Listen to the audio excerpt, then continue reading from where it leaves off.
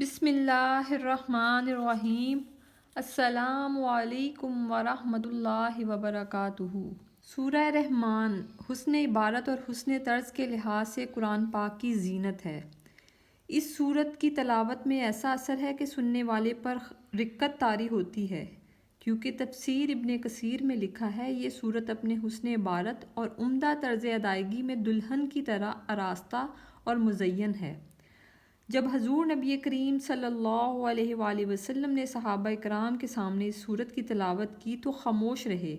اس پر آپ صلی اللہ علیہ وآلہ وسلم نے فرمایا، تم سے اچھے تو جن تھے۔ جب بھی میں ان کے سامنے فَبِأَيِّ آلَاءِ رَبِّكُمَا تُكَذِّبَانِ پڑھتا تو وہ کہتے، تیری کسی نعمت کی ہم ناشکری نہیں کرتے۔ یہ سورت ہر قسم کی حاجت روائی کے لیے بہت اکثیر ہے۔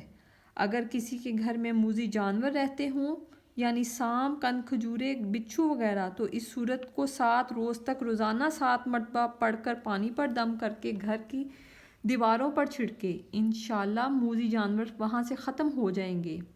غرض یہ سورت نبی پاک صلی اللہ علیہ وآلہ وسلم کو بہت پسند تھی۔